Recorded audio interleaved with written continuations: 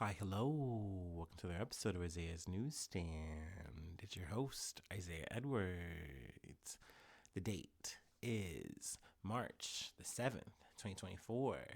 Hopefully, this episode finds you well, in good spirits, and high hopes. As for me, I'm doing pretty good. Let's see here. Work was good. I will say I was just like tired or in a zone. I was just like overwork at the end of the day. Like I was just done. But there's nothing wrong or anything weird. I wasn't in like a bad place. I was just ready to go. Like I think I was also tired too.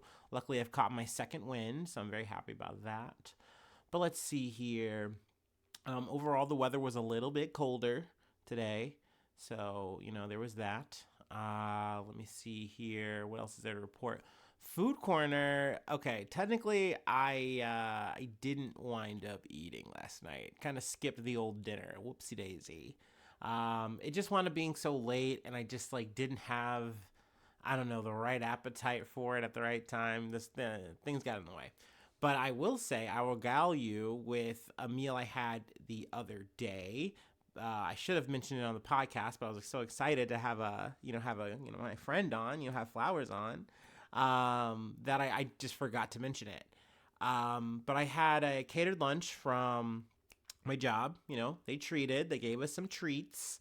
But essentially, there was a run of like two sandwiches. One was a turkey sandwich, one was a roast beef sandwich, one was a chicken Caesar wrap.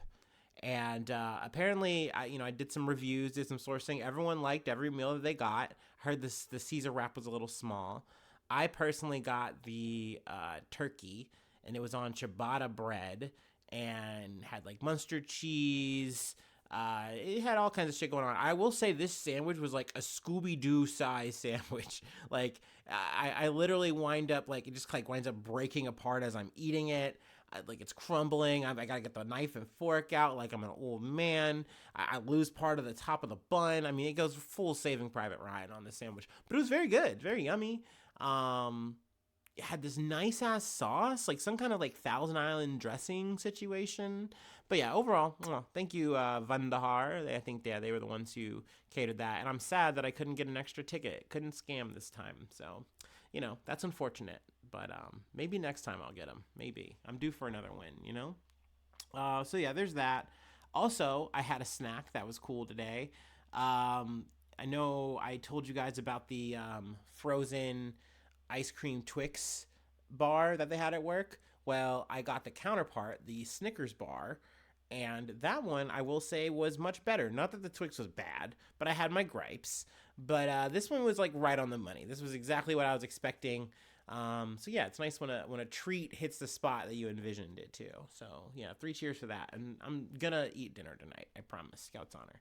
Anyway, let me go ahead and do my startup. There we go. And then we'll get into some news.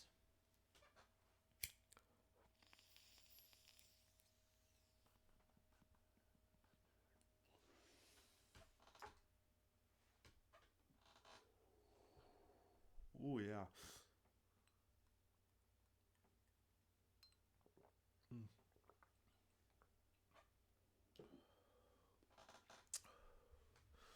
Oh yeah. Okay. From the BBC. 3 killed in Houthi missile attack on cargo ship in Gulf of Aden. 3 crew members have been killed in a Houthi missile strike on a cargo ship off southern Yemen, its owners, and the USA. The first deaths caused by the group's attacks on merchant ships. The Barbados flag, True Confidence, was abandoned after Wednesday's attack, which inflicted significant damage. Two of the sailors who died were Filipinos, and the other was Vietnamese. The Houthis say their attacks are in support of the Palestinians in the war between Israel and Hamas in Gaza. A military spokesman for the Iran-backed group claimed it targeted True Confidence because it was an American, something the owners denied. They get into the logistics of it. Essentially, um, on most paper, it is a Barbados ship. It has changed over hands, and they have like the receipts for that. But they also say, well, if you go on the Lloyd's list thing, which is like, I guess like a registry for the ships and who owns them, all that kind of yada yada bullshit. The U.S. is still like a U.S. owned thing. I think it's like Oakland or something. I could scroll, but I'm in riff mode already. My bad. But essentially, it's an American owned ship in the eyes of the Houthis, and that's why they attacked it. And even so, you can understand the logic here of like, look, we are going to gum up the works in this area because we can. We've said our reasons why, and whether or not it's also a dual wielding purpose because we don't want to handle our political issues at home, and this is just an easier thing to do is to kind of just do conflict, do wars. Like it's kind of besides the point at this juncture, if you ask me. It's also, I mean, obviously it's sad and it's unfortunate, but this is it's an escalation in a way where, I last left this off. We were talking about the Ruby Mar, what was it, Sunday, around then, essentially saying, oh, well, they've been not lying low, but they haven't been as active, with the U.S. strikes and the raids on things of that nature. There's going to be less maybe munitions that they have. But it's seemingly not the case, if this is happening. I mean, I wouldn't call it an escalation, but it is less escalation now that it's like, oh, there's lives lost, on the actual crewmen and things like that, not Houthis, which sadly, I feel like the media and, Western eyes really don't attribute that. But it's like, no, there have been people who have died, like Houthis who have died. I feel like that's relevant to talk about. I mean, these are all people. And I really don't like prescribing to the whole, like, oh, these are the good guys and those are the bad guys. Like, no, I think these are all actors one way or another. It's kind of lensing. Anyway, what else did I want to pull here? I guess we can run through some details. That'd be good. That'd be on brand to do, right? Let's see here. The attack on True Confidence occurred around 12:30 on Wednesday when the bulk carrier was in the Gulf of Aden, about 50 nautical miles southwest of the city of Aden, according to its owners. The vessel was manned by a crew of 20, comprising 1 Indian, 4 Vietnamese, and 15 Filipino nationals. 3 armed guards, 2 from Sri Lanka, and 1 from Nepal were also on board. Let's see here. I believe that the ship is like a cargo ship that's like steel products and like trucking things of that nature. Since the attack, it's been evacuated, and they're looking to eventually get a salvage kind of tow situation in order for it.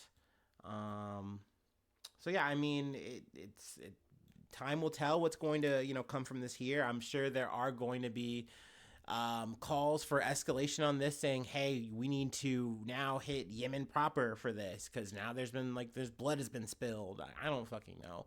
Obviously, I'm not a soothsayer, fortune teller, future person, but I agree with what the article kind of closes out on here, and I hope that that's not the case. I hope that's not something that we do. But yeah, I mean, it's sad that this kind of tit for tat is going to keep going. And, sadly, from, the Western perspective, we're not even going to appease the idea of actually saying, oh, we should push, Israel for a ceasefire then. That would be like, an easier way to stop this. Like, no, we'll keep this campaign going. We'll keep this whole Operation Guardian bullshit going. We'll keep doing that, blowing money. And I do love it where you do the comparison of like arms to arms, where it's like, we're spending like millions of dollars to their hundreds of thousands of dollars or something like that per rocket. I'm just kind of spitballing these numbers out here. My bad. But it really is like a completely different ballgame when we're talking about how much money sides are blowing here. And it's like, dude, like, how long are you going to keep this up? And like, what's the real gain here? Especially if we're still losing money and overall, ships are going to have to take the long way anyway. There's already, more or less shipping companies that are like, okay, yeah, fuck it, we just gotta do it that way instead because it's just not worth it. We're not even talking like lives lost. They're really talking fucking dollars to donuts. So yeah, I mean, this is an update. Wanted to talk about that a little bit. We can go ahead and take it to New York. Actually, take it to New York Underground subway shit. From the Associated Press.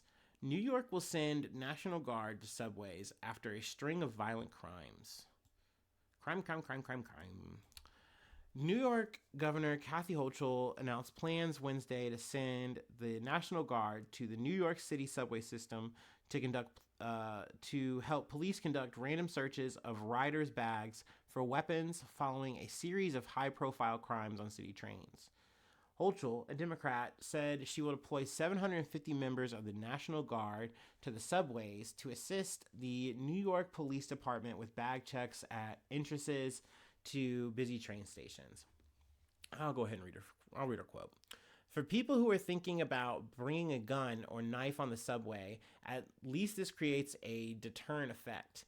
They might be thinking, you know what? It just may not be worth it because I listened to the mayor and I listened to the governor, and they have a lot more people who are going to be checking my bags. Hochul said at a news conference in New York City. As I was kind of summing this up, I really realized that this is just the Democratic New York equivalent to the annoying shit that Ron DeSantis does in Florida. You know what I mean? Where it's and I understand that, quote unquote, the heart of it is in the right place. But essentially what Hochul, I'm getting her name wrong, whatever. What she's trying to do is get ahead of any kind of Republican dissent of saying look at all this crime. It's going crazy out here. Even though the numbers have gone down from the 2020 spike in crime, at least post-COVID shit. You know what I mean? And yeah, there's been a series of, really just eye-catching crimes that are really fucking sad. A train conductor getting his throat slashed. There's a couple others that I heard listening to Start Here. And obviously they're very sad, and I get it from if you're working the trains, that's a very scary situation where you're at night, you're alone, there's no one here with you except this potential person who is going to potentially do you harm, and there's nothing that you can really do. But I don't think blowing tax dollars for, I haven't heard exactly for how long this is going to be going on, how long you're going to have the National Guard in the subway system. But I just don't know how this is really sustainable and workable. I mean, I guess you can just keep using your tax dollars this way, but is it really useful? This isn't attacking any of the problem at all. It's just window service, if you ask me. Window service, I don't think really most of the people of New York want, because it's going to be something that's going to jam you up. Cool, thanks for making me feel safe, quote unquote, with, these National Guard dudes here. But, it's holding me up, getting me to work. Now you gotta pretty much stop and frisk me for knives, except, it used to be drugs. Now it's knives. It's just these subtle shifts that I really hate. And it doesn't matter whether this is Democratic or it's a Democrat or Republican move. It's still gross. It's still fucking icky. I don't agree with it. I don't think it's actually going to do the good that Hochul thinks it is. But, that is the situation as it stands. So, figured I'd yap about it for a few minutes. Was there anything else I wanted to pull here? No, I feel good about that. We can call that covered. Let's move on to another Associated Press banger. We got a trial, update, conviction verdict. There we go. That's the word I was looking for. Rust Armorer convicted of involuntary manslaughter in fatal shooting by Alec Baldwin on movie set. A jury convicted a movie weapons supervisor of involuntary manslaughter Wednesday in the fatal shooting of a cinematographer by actor Alec Baldwin during a rehearsal on the set of the Western movie Rust. The verdict against movie armorer Hannah Gutierrez-Reed assigned new blame in the October 2021 shooting death of cinematographer Halna Hutchinson, after an assistant director last year pleaded no contest to negligent handling of a firearm. I believe that was David Halls. Gutierrez-Reed also had faced a second charge of tampering with evidence, stemming from accusations that she handed a small bag of possible narcotics to another crew member after the shooting to avoid detection. She was found not guilty on that count. But yeah, let's see, she is we don't know when the sentencing is going to be yet, but she was immediately placed in custody, and the penalty carries up to 18 months in prison and a $5,000 fine. Now, Baldwin is set to go on trial in July. That was the last we kind of left it. Initially we thought, okay, they didn't have enough, they weren't going to go for it, or they were just going to, do a little bit more evidence. Now, I'll probably go more into the Baldwin shit when that time comes.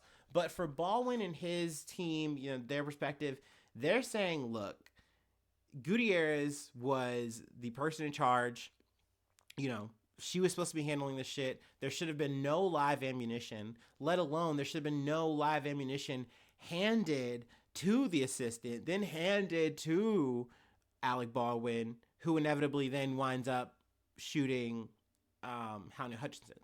Now, his added defense, which I think is way too deep and is going to maybe wind up fucking him here, is he says he didn't even pull the trigger. He was like, I didn't pull the trigger at all. The gun just went off. I didn't do it. I didn't do that. Yes, sure, I was aiming it, but like, one, there should have been no bullets in there. And two, like, I didn't pull the trigger. And it seems that they've literally got like FBI to do like ballistics. And they're like, it's impossible for this gun to have fired without the trigger being pulled. So like he more or less saying he had to have pulled the trigger. So I really feel like that defense might be feeble, might bite him in the ass, but we'll get there when we get there. For Gutierrez-Reed, her and her team tried to say, look, she's being scapegoated here. At the end of the day, this isn't her fault. She was given so many tasks and so many things to do. She was overwhelmed. That's what led to multiple mistakes. Not to mention, this is very low budget with an A-list star at the very top. Like, also the producer talking about Baldwin, which I also feel like that is his most culpable thing, honestly, to me, is the fact that he was trying to produce his shit on a shoestring budget, and there was multiple occasions where it's like, oh, wow, we are not following safety protocols. Things are happening here. And like something really bad could happen. And inevitably something bad did happen. Hutchins died. Not to mention, director Joel Souza was injured, who I believe was like the husband, right? If I'm getting my details correct. But it's a sad state of affairs, and I do feel like it could have been avoided. But I do feel like you could kind of say that, at least in some way, justice is served here with Gutierrez-Reed getting, a guilty sentence. Because I think that, like, it still vexes me, and I keep trying to come up with reasons why there was live ammunition. Like, I heard also stories of like them like doing shooting range practice and all this kind of shit, and it's like none of this needed to happen. This could have happened offset, and it would have been totally fine and dandy to do. And you keep all the blanks on set. There should have never been any kind of mixing and mingling. But I also hear that there's so many ways like to like make sure you do the checks, make sure you run your protocols, and you make sure that these bullets are blanks and not actual like live rounds. And that's what, your, arms director, I'm kind of freeballing it here. Like, that's what they're supposed to be doing, and armorer, that's the word I'm looking for. So, it is what it is. You can say what you say about, we'll see what the sentence actually winds up landing on. And then we'll also, once again, we'll talk about this again with Baldwin come July as well. So, much more to talk about. But let's go ahead and move on to our last story. But before we get there, I want to take my last break, and then we'll dive in. Do-do-do-do.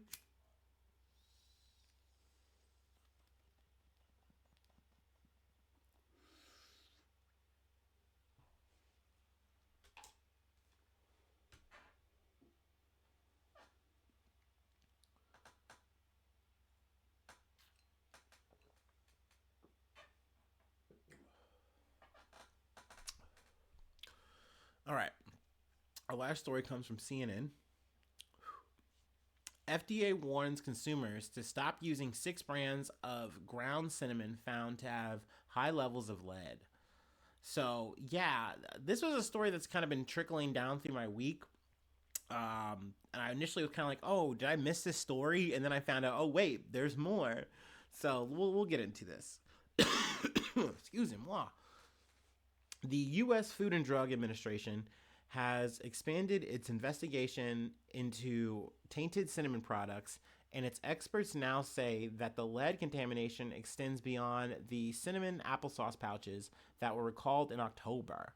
The agency said Wednesday that expanded testing has identified several brands of ground cinnamon with elevated levels of lead. The FDA says that more than 460 confirmed, sorry, I got an ad in my face, confirmed and suspected cases of lead poisoning have been tied to applesauce pouches under the Wanabana, Schnucks, and Weiss brands that were flavored with cinnamon imported from Ecuador. Those cases, many of them in children, are still under investigation. So that was something I kind of heard middle of the week. Start here, once again, love to reference them, just kind of vaguely, broadly. They kind of do the tracing for me here, and they tell you, hey, you get into it, and they say, hey, we contracted all this shit out to other places, because essentially, like, several kids wind up getting sick, and then they have lead in their system. No one knows why. Like, you go into this like extreme investigation into the homes, what happened, and it's like, well, there's nothing here. There's like these scan amount of things, but no way it gets this amount of lead into my child's body. What's going on? They get into the diet, and it's like, well, what's the difference? What is the outlying factor? Because we don't have lead in our system, and they figure out it's the applesauce. So once again, getting to the companies, it's contracted out, and you find that this one company is doing this weird like additive to make the cinnamon, I guess, to stretch the cinnamon out. I don't fucking know, but like essentially this additive that they're using has lead in it, and it's like, what the fuck? What the fucking fuck? And essentially, you're thinking, well, shouldn't there be like protocols and safety things here that are keeping this from happening? And it's like, well, sure, there are, but so much of these products are coming like, you know, every single day, and there's just not enough checks being done for whatever reason they want to insert, and it just literally slips through the cracks. And then next thing you know, it's in the products, and the next thing you know, your kids are ingesting it. So yeah, that's pretty fucking crazy. But yeah, to kind of read further, to kind of, you know, where are we now? The agency said Wednesday that it sent a letter to all U.S. cinnamon manufacturers, processors, distributors, and faculty operators to remind them of their obligation to prevent contamination. It also has expanded its testing to brands of ground cinnamon from discount retailers and analyzed those samples for lead and chromium. Based on a survey, the FDA is recommending recalls of ground cinnamon from 6 distributors. So it's like, oh shit, and this is where it gets fucking worse. Because it's still a thing, and it's like, hey, you just think you're getting some cheap little cinnamon or whatever, and it's like, oh shit, I could be killing myself slowly. But yeah, I'll go ahead, and I know this is a bit tedious here, so bear with me or fast forward. I don't know, I understand. Gotta do the little readout for the brands. La Fiesta Lot 25033 sold at La Superior Supermercados. Markham, Best Buy 101625 and 40625 sold at Save-A-Lot. MTCI sold at SF Supermarket. Swad Lot KX21223 sold at Patel Brothers. Supreme Tradition Best Buy dates from 425 through 925 sold at Dollar Tree and Family Dollar. El Chalar F275EX1026 and D300EX1024 sold at La Jolla Morelense in Baltimore, Maryland. So yeah, the concentrations of lead in the ground cinnamon products range from 2 to 3.4 parts per million, according to the FDA. The concentrations of lead found in the cinnamon applesauce pouches were thousands of times higher, just to let you know how bad that situation was, between 2,300 parts per million and about 5,100 parts per million. But yeah, you don't want lead in your system at all. It's something that can literally stay in your system for like life. And you gotta go through a lot of fucking crazy treatments and stuff to get uh, you know get processed through that. I don't fucking know, but yeah, wanted to at least talk about that, ring the bell about that. If you're jamming cinnamon, a little cheap cinnamon, maybe check that label, see what's up about that, because you don't want lead.